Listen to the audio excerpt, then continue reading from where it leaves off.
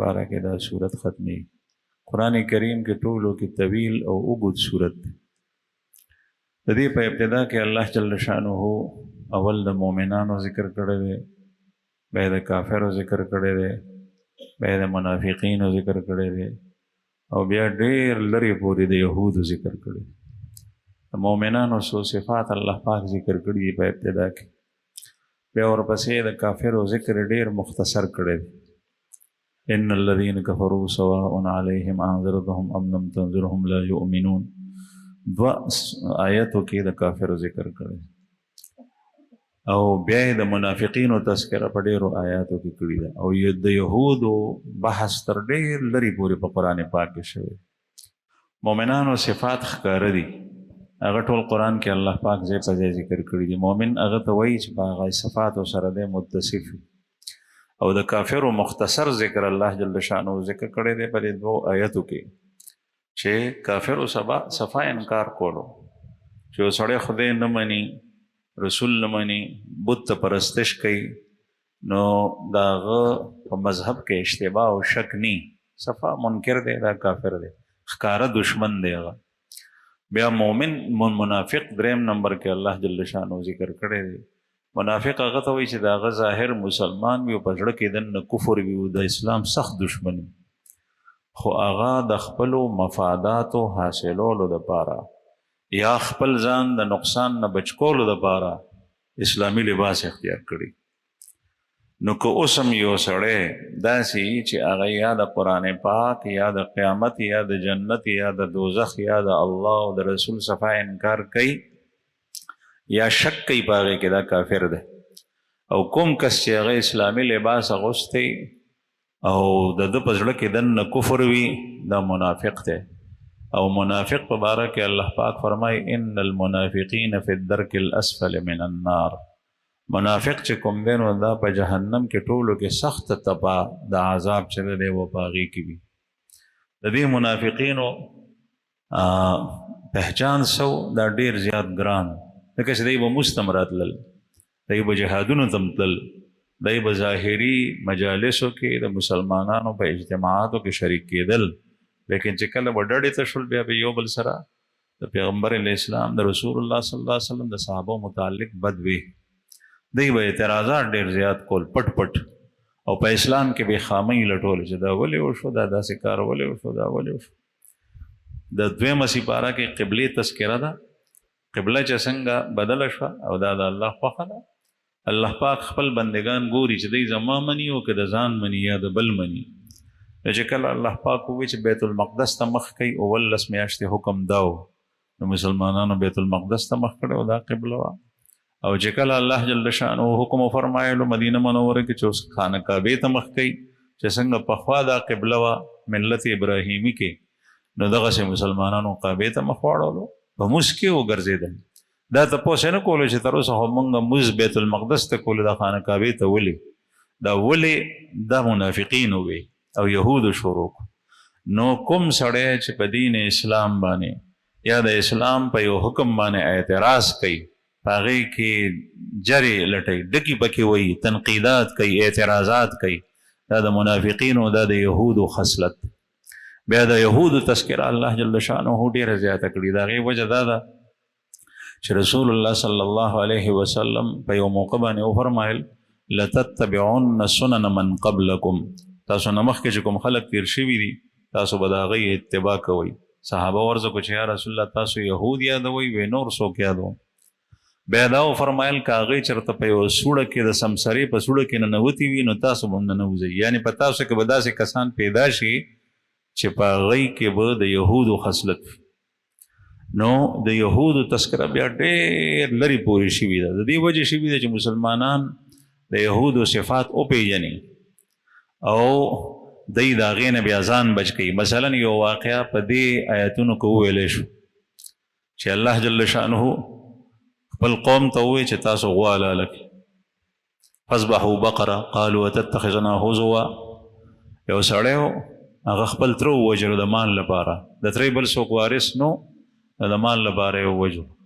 یاد ساتئ چې د مال لپاره څوک خپل مورث ووژني نو دا قاتل ته میراث نه ځي. که زوی لګیا شو پلار یې ووژلو نو زوی به قطعا میراث نه اخلي، دا د میراث نه محروم دی، دته شریعت میراث نه ورکوي، یو د مړی نه ورکوي. که وراره لګیا شو ترې ووجلو نو دته شریعت میراث نه ورکوي. دا قتل داسې شی دی چې دا سړی د میراث نه محرومه کړي. نو بني اسرائیلو کې یو سړي خپل تره ووجلو د مال لپاره، چې ترې ووجلو بیا یې دعوه م وکړه چې زما تره چا وجلی دی. موسی علیه السلام دغه وخت کې د الله پیغمبر و. دا قضیه موسی علیه السلام ته لاړه. موسی علیه السلام ته الله جل شانه امر وکړو چې دی ته ووایه چې یو غوا حلاله کړي. دی ته موسی علیه السلام یې غوا حلاله کوي. اوس د مؤمن کار دا دی چې پیغمبر ووایي چې غوا حلاله کړو، نو یو غوا راونیسئ هغه حلاله کوي، کار به وشي. نو یهودو څه کول؟ وایي دا غوا به څنګه دا جوتی ده او که ناجوتی ده، دا سخی ده او که زړه غوا ده، دا یوې کولی شي او که نشي کولی. قرآن پاک کې د ټولو خبرو تذکره ده. اوس دا خامخا په هغې کې ګوتې وهل دي، د الله په احکامو کې ځان ته خبره ګرانول دي. اوس هم چې کله ګڼ کسان یو فیصلې ته کیني او فیصله ونه کړي، یو څه وایي بل څه وایي، نو متل دی وایي تاسو ته د بني اسرائیلو غوا جوړه کړه، ځکه چې بني اسرائیلو غوا حلالوله نه او پکې ګوتې والې. د دې رنګ به څنګه وي پلان کې ډنګړې. موسی علیه السلام ورته ابتدا کوي چې غوا حلاله کړي، چې څومره دی تپوسونه کول دومره الله جل شانه دی ته هغه غوا ګرانه کړه. هغه غوا بیا پیدا کېده نه. او د الله جل شانه خو داسې عجیبه لوی ذات دی چې د هغه په هر یو کار کې حکمت وي. یو هلک د پلار نه ماشوم یتیم پاتې شوی و، هغه ته پلار یو سخی په ځنګل کې پرې ایښې وه، بیا دا ښځه کونډه وه، بیا یې ښځې ته وصیت وکړو چې زه خو مرم چې زما دا زوی لوی شي ده ته ووایه چې سخی راونیسي. بیا هغه زوی لاړو ځنګل ته، آواز یې وکړو. زوی ډېر نیک و، د پلار په شان د مور او پلار منونکی و. هغه سخی ته یې آواز وکړه، سخی راله، څنګه یې ورته په غاړه کې واچوله، را یې وسته. بني اسرائیل چې کومې غوا پسې کرځل دغه همدغه غوا و، رنګ هر یو شی په هغې کې موجود و. درته یې وې چې دا خرڅی وې او خو زه به مور نه تپوس کوم. د مور دومره مطیع و فرمان بردار او نن سبا مور څوک ګړي څه ګڼي الا ماشاءالله. د مور پلار اطاعت دا ضروري دی، خصوصا چې کله بوډاګان شي نو بیا به یې خفه کښېنه. فلا تقل لهما اف، بیا به ورته اف هم نه وایې، ځکه چې زړه یې سوځي، زړه یې لمبه کېږي، ته خو پوهېږې نه، هغوی ته صدمه او تکلیف رسي. نو هغوی ورته ووایي چې څومره پیسې غواړئ؟ وایي زه مور نه تپوس کوم. مور ورته پیسې یادې کړي، دومره مته ووایه، خو بیا هم ورته وایه چې زه به مور نه تپوس کوم. هغې چې رالو چې پیسې ورته ووایي نو هغوی دی ورته وایي چې موږ دومره پیسې درکوو، وایي صبر وکړئ زه مور نه تپوس کوم چې د هغې صلاح ده او که نه. هغې ورته نورې سیوا کوي، بیا یې نورې سیوا کوي، بیا یې نورې سیوا کوي. په آخر کې ورته ووایي وایي د دې دا ګوډې مونږ ته د سرو زرو نه ډک کړي نو به دومره یې خرڅوو. هغوی ورته ووایي چې ټیک ده، ځکه چې هغوی ته د پیغمبر حکم و، ځان ته یې ګرانه کړي وه. نو الله جل شانه دی یتیم هلک ته دومره مال الله پاک په دې طریقه ورسول، او د هغه مور وه کونډه، هغې ژوند ورسره ښه شو. بل طرف ته دی هغه غوا حلاله کړه، چې حلاله یې که موسی علیه السلام ورته وایي د دې یو غوښه ټوکړه پرې کوي او په دې مقتول مړي باندې ووایي چې په ده باندې راکاږئ، دی به ژوندی شي حال ووایي. چې څنګه هغه ژوندی شو، د موسی علیه السلام معجزه وه او د الله قدرت و، الله پاک هر څه کولی شي. چې څنګه هغه د قیامت په ورځ باندې مړي ژوندي کولی شي، دغسې اوس هم الله جل شانه داسې کولی شي. هغه مړی ژوندی شو، هغه نه تپوس وکړو موسی علیه السلام ته چا وجلی؟ کوم وارث چې دعوه کړې وه د تره زوی د ورارې، هغه وراره ته اشاره وکړه چې زه ده قتل کړی. بیا د هغې نه پس مړ شو. نو عرض مې دا کولو چې د یهودو به هیلې باندې کولې. زما عزتمندو د دین امر چې څنګه راشي په عقل یې مه ګوره، په حواسو یې مه ګوره، چې د الله او د الله د رسول حکم دی نو فوراً هغې ته غاړه کېښول پکار دي، هغه کول پکار دي. د دین په مقابله کې، د وحي په مقابله کې، د قرآن پاک په مقابله کې، د رسول الله صلی الله علیه وسلم د احادیثو په مقابله کې عقل او حواس جنګول نه دي پکار، ځکه چې دین بنیاد په دې باندې دی نه. دا ټولې د عقل نه پورته خبرې دي او خلاف د عقل نه دي. الله جل شانه په خپل مخلوق باندې ښه پوهېږي چې د دی خیر په کومه کې دی او د دی نقصان او ضرر په کومه کې. بسم الله الرحمن الرحیم. درېیمه سپاره ختمه شوه او د دویمې سپارې چې باقي سبق پاتې و هغه هم پوره شو. سوره بقره په درېیمه سپاره کې ختمیږي، په دې سپاره کې سوره بقره هم ختمه شو، سوره آل عمران شروع شو.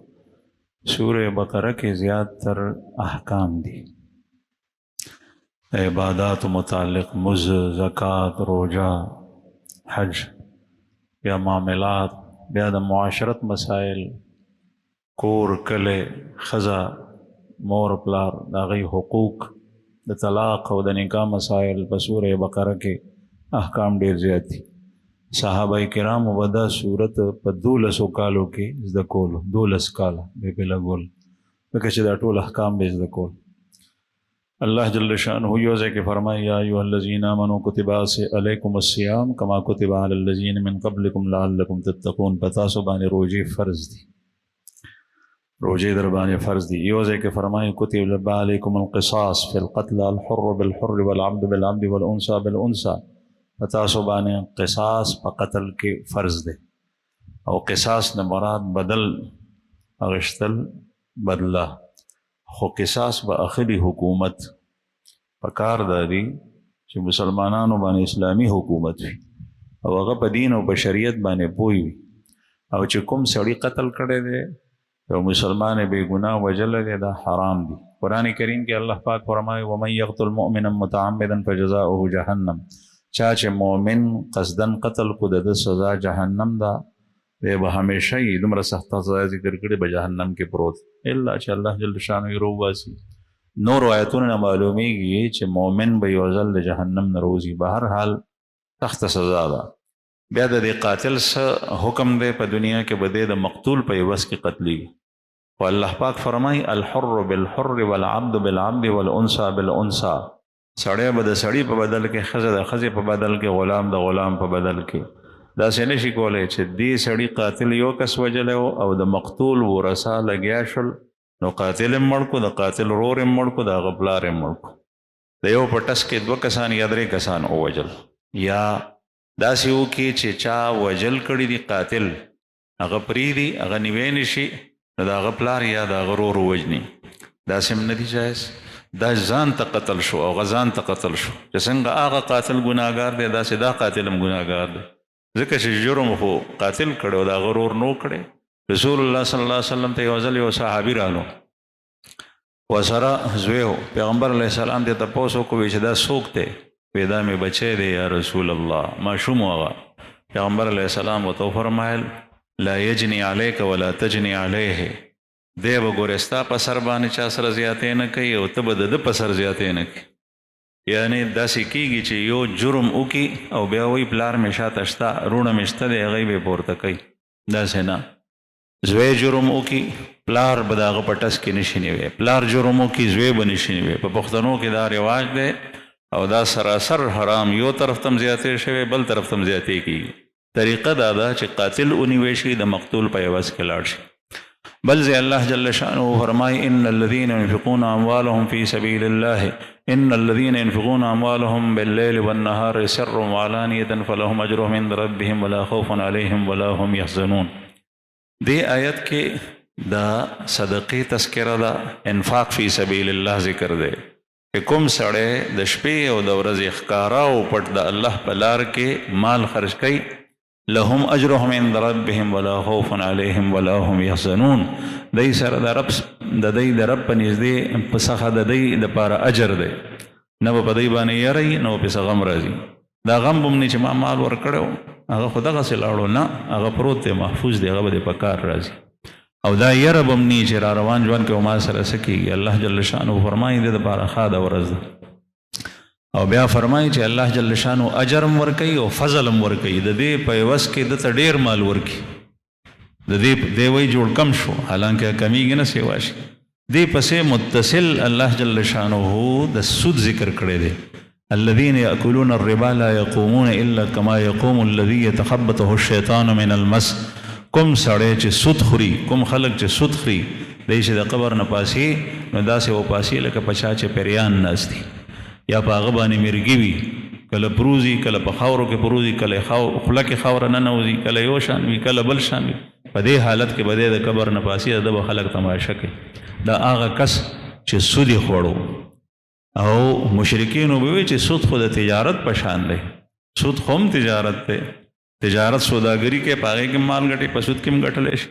الله جل شانه جواب کې فرمایي وحل الله البيع وحرم الربا، بیع او تجارت سوداګری الله جل شانه حلال کړي ده او سود حرام کړي ده. تجارت کې تاوان او ګټه دواړه، په سود کې چې کوم وینو ټاکلي او مقرر پیسې وي چې 1 لاک مې درکې او 100,000 1 لاک براکې، دا کستا تاوان وشي او که ګډه وشي دا سود دی. په تجارت کې ګټم کېږي تاوان هم کېږي، چې تاوان وشو نو تاوان هم شریک دی او چې ګټه ده نو ګټه هم شریک دی. بهر حال سود حرام دی. نن سبا په دنیا کې یو عام دا مصیبت ته او په دې مصیبت کې خلک غیر دی ځکه چې مال سړی په کور کې هم نشي سنبالولی. د غلغدو یره دا حکومتونه خو د خلکو د مسلمانانو حفاظت نه کوي د قوم، بلکې خپل اغلا کوي. نو مال به سړی چرته کېږي؟ په بینک کې کېږي او بینک ټول سودي نظام دی. نو الحمدلله بعضې بینکونه داسې راووتل چې په هغې کې د سود نه پاک نظام هم شته. یو دویمه دا که چېرې ستا مجبوري وي تا په بینک کې سود ایښی دی نو بیا په هغې کې 2 کوټې دي. یو هغه ده چې هغې کې صرف امانت پروت وي او سود پې باندې نه راځي. دویم هغه ده چې سود پې باندې راځي. بعضې خلک وایي چې د امانت کې کېدی نو بیا ښه ده، خو زما په خیال باندې غم ټیک نه ده ځکه چې سودي نظام کې هغه پیسې چلیږي او د هغې ګټه کیدی شي چې داسې ملک ته ځي چې کوم د بینکونو ټول مرکز دی لکه یهود. د هغې طریقه دا ده چې تا پیسې په بینک کې ایښي دي نو هغې سود ته حرام وایه، حرام یې ګڼه، په دې زړه کې کینو چې دا حرام دي. یا الله ما سره د حفاظت ځای په کور کې نشته دی، د خلکو نه یېرېږم نو د امان مې په دې بینک کې ایښی دی، دا سود حرام دی، حرام یې ګڼم. او بیا چې کله ته هغه پیسې راخلې او تا ته پې سود درکو نو هغه سود واخله او چا فقیر مسکین ته یې فوراً ورکه او په دې نیت یې ورکه چې دا ما سین کې وغورځولې نو کېدی شي چې په دې باندې غاړه خلاصه شي. زموږ کتابونو لیکلي د هدایه کې دا مسله شته چې حرام مال له لاسته راغلی هغه فوراً چا فقیر ته محتاج ته مسکین ته ورکه او د صدقې په نیت به نه ورکې چې تا هغه سره احسان وکړو، نه داسې به ورکې چې ما سره یو ګندو او زه یې ککړولم او ما هغه د ګند خپل ځان نه لرې کړو مې غورځولو بس، او داسې کس ته یې ورکړي چې هغه ډېر زیات محتاج وي. بیا ورپسې سوره آل عمران شروع کېږي. سوره آل عمران د عمران خاندان د دې صورت نوم دی آل عمران. عمران د عیسی علیه السلام نیکو، د عیسی علیه السلام پلار نو، عیسی علیه السلام صرف د مور نه پیدا د مریم بیبي نه او د مریم بیبي د پلار نوم عمران. دا مریم بیبي جنۍ لویه شي او د دې مور نظر منلی و، رب انی نظرت لک ما فی بطن محررا فتقبل مني. اوس دا آیات وویلی شو یا الله زما په خېټه چې کوم حمل دی د دې نظر ما تا ته منلی دی چې دی به تا ته آزاد وي. بس د هغوی په مذهب کې دا جایز و چې کله به هلک پیدا شو بیا به یې د هغه منښته وکړه، نظر به یې د الله دپاره منلی و چې دی به د الله په کور کې. بس اوس داسې نظر ته نشي منلی، په هغه مذهب کې وه اوس نشته. بعضې خلک په دې پنجاب کې چې اولاد یې نه کېږي نو بعضې خلک ورته غلطه مشوره کې جاهل یا په خپله دا ووایي چې زما بچی وشي نو زه به فلانکي بابا ته ورکوم د هغه منجور به جوړېږي. یو ځل ما یو کس ولیدو سر یې دومره غونې و، ډېر کسان مې داسې ولیدل، موږ به کراچۍ ته تلو نو د هغه علاقې یو طالب ما ته ووایي چې دی ته وایي بابا بلے شاہ کې چوهے. بابا بلے شاہ په پنجاب کې به یو بابایي او چوهے منګکانو ته وایي. وایي چې دا ماشوم څنګه پیدا شي د ده په سر باندې د اوسپنې یو کنډول کیدي، هغه کنډول پې همیشه بیا پروت وي، بیا په هغې کې سړی شي سر یې نری پاتې شي. نو دا ظلم بیل دی د ماشوم سره. او بیا د یو قبر صاحب قبر په نوم باندې هغه نظر کول دا بیل حرام در حرام او ګناه در ګناه ده.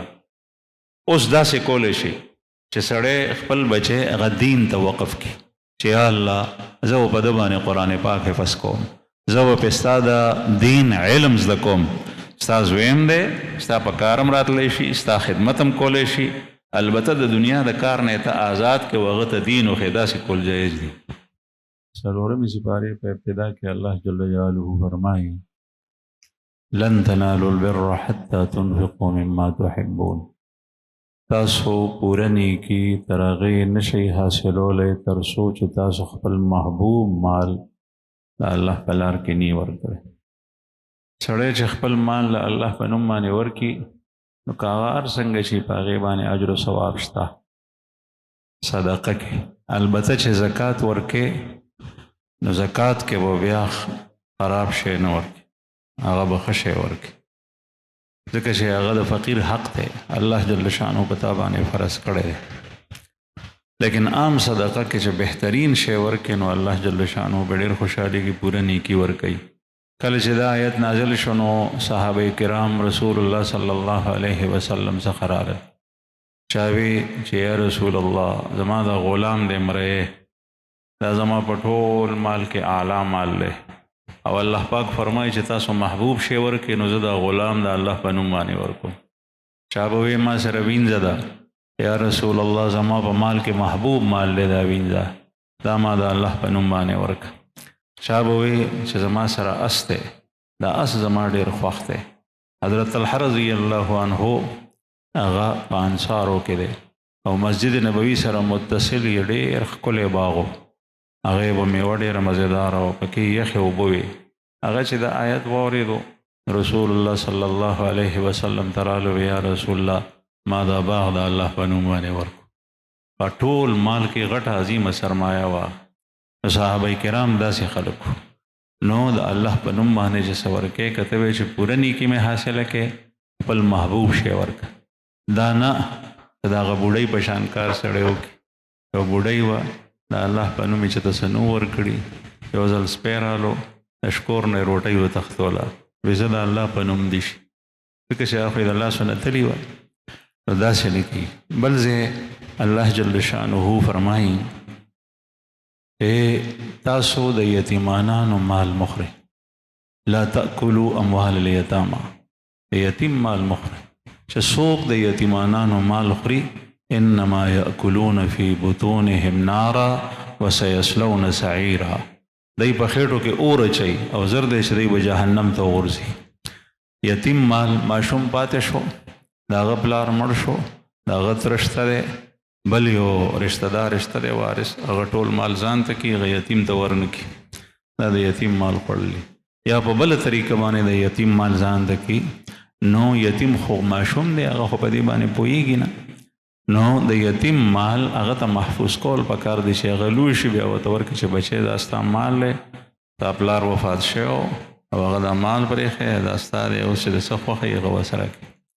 بل ځای الله جل شانه فرمایي یا ایها الذین آمنوا لا یحل لکم ان ترثوا النساء کرها، ای مؤمنانو تاسو دپاره دا حلال نه دي چې تاسو د زنانو وارثان وګرځئ په زور زیاتي.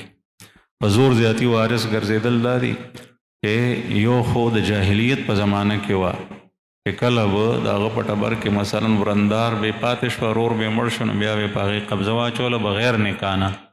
اوس په مسلمانانو کې یو غلط رسم شته، زمونږ په علاقه کې ډېر زیات دی، هغه دا چې مثلا رور یې مړ شو نو د رور ښځه ورندار دی په نکاح کې، اگر که د هغې خوښه ني بیا هم په نکاح والي، ځکه چې دا به اوس ځي نو مهر به هم ځان سره وړي، په کور کې برخه د ځان سره به دا هم وړي، نو مال هم زمونږ لاړلو، ښځه هم زمونږ د لاسه ووته، نو په زور زیاتي په هغې باندې نکاح وتړي، د هغې خوښه ني، دا نکاح قطعا نه کېږي چې تر څو پورې د هغې خوښه ني، ځکه چې هغه سیبه ده او هغه کونډه ده، هغه چې په خپله خوښه باندې تا په نکاح کې پاتې کېدل غواړي نو بیا ټیک ده، ته یې باندې نکاح وتړه، که ستا ړومبی ښځه وي او که نه وي، لیکن په زور باندې د زنانو وارثان ګرځېدل دا ټیک نه دي.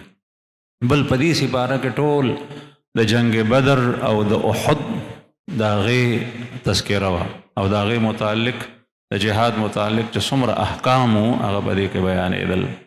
او د دې نه مخکې سورې بقره کې الله جل شانه فرمایلو یا ایها الذین آمنوا کتب علیکم القتال وهو کرہ لکم وعسى ان تكرهوا شيئا وهو خير لكم وعسى ان تحبوا شيئا وهو شر لكم والله يعلم وانتم لا تعلمون.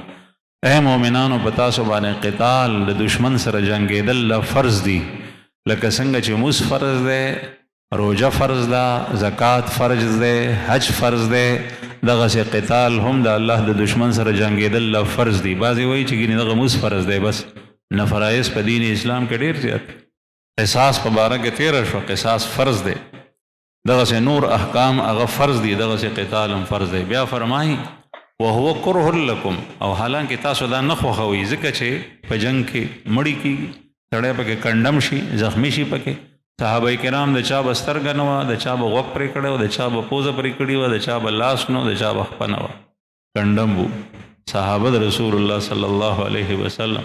ځکه چې جنګ کې داسې کېږي.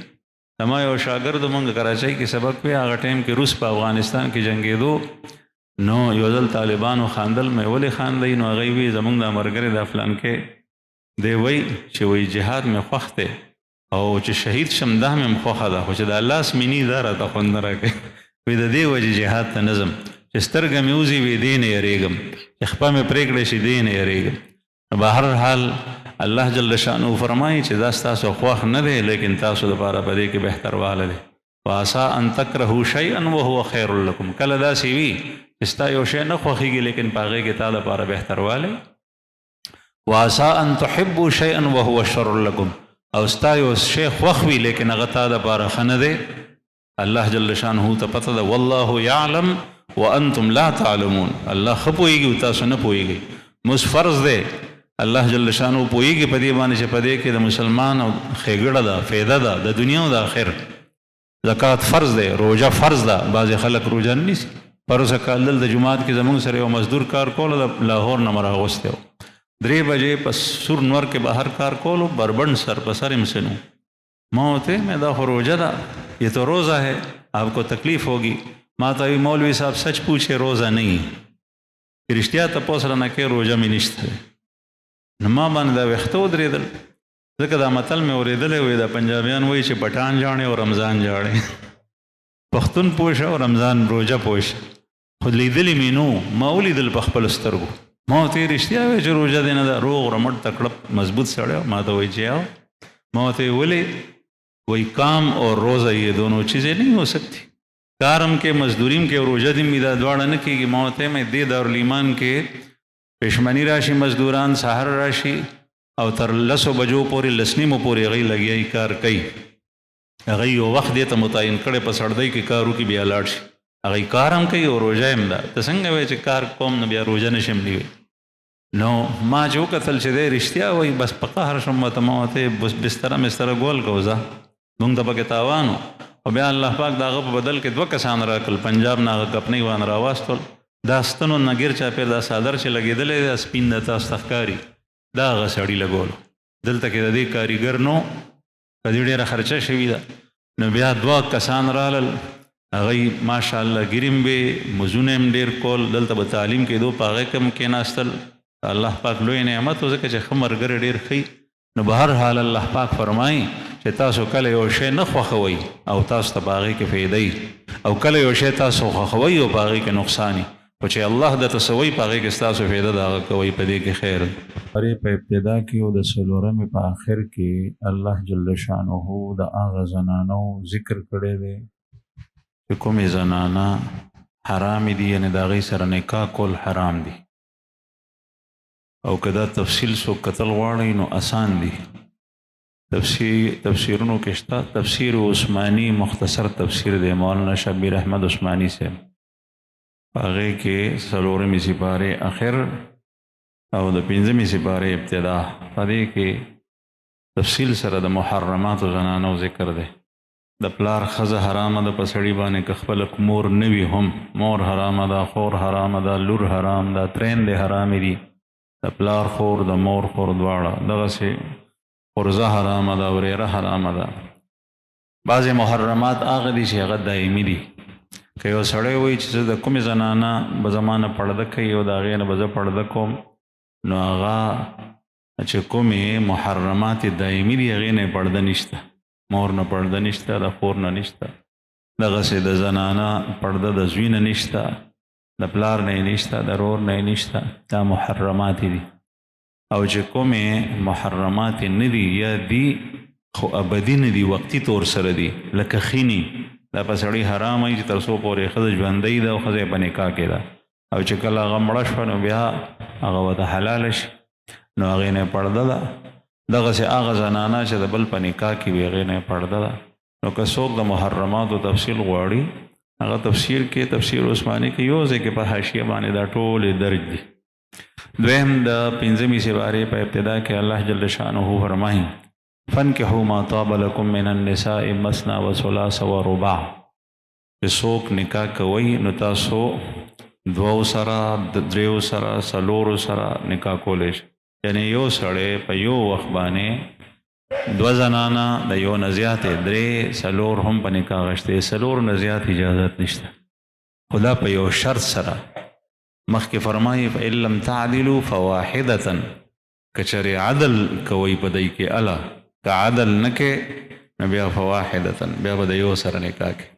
نو بعضې ښځې ډېرې نیکې او دیندارې وي، خو خاوند چې د بلې نکاح نوم واخلي نو په دې باندې پیریان راشي، حالانکې دا د خاوند حق دی، هغه بله نکاح کولی شي.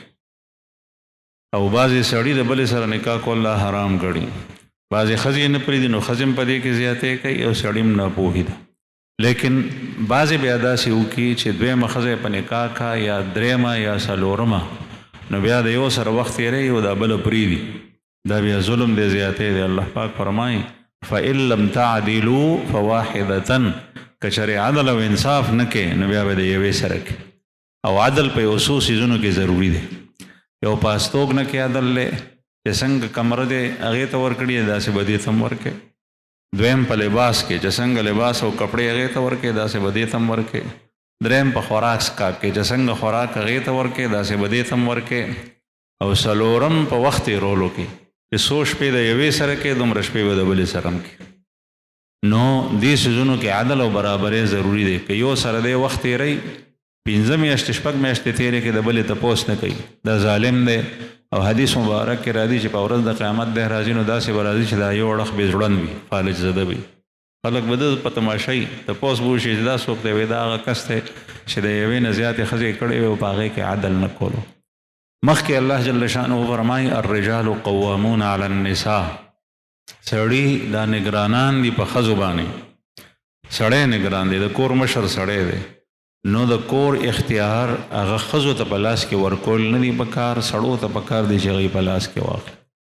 د کور مشري، د کور پر سرپرستي. نن سبا دا یو فتنه ده چې د یورپ نه رالوتې ده او د مسلمانانو په ملکونو کې هم خوره شوه چې ټولې ذمهداري د ښځې په سر وي.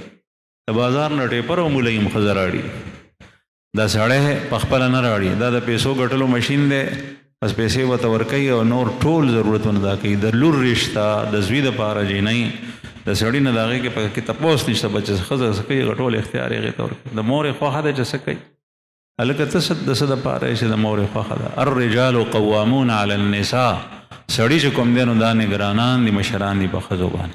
د ښځې نه رایې اخیستی شي لیکن د ښځې په حکم باندې به عمل نه کوي، هغه حاکمه نه ده، هغه قوام او نگران نه ده، فیصله به دی په خپله باندې کوي. نو اختیار د کور د هر یو څیز دا به د سړي په لاس کې. الله پاک 2 وجې ذکر کړي، دا ولې بما فضل الله علیهم. یو خو دا ده چې الله جل شانه دې سړو ته په دې ښځو فضیلت ورکړی دی. بس یو سړی هېڅ کار هم نه کوي، هسې د خټې ګوشت وي، نو بیا هم چې کوم دی نه دی په ښځه باندې بر دی. ولې ځکه سړی دی، الله جل شانه دا فضیلت ورکړی دی، که دی نه ګټي مال د ښځې دی هم. 2م دا ده چې عموما کسب او ګټه سړی کوي، سړی راړي په خپله هم خوري، په بچو هم خوري، ښځې باندې هم ورکوي. د ښځې خرچ دا په سړي دی، دا په ښځه باندې نه دی. د دې 2 وجو نه سړي ته فوقیت حاصل دی. نو اختیار دا ټول د سړي په لاس کې پکار دی، د ښځې په لاس کې نه.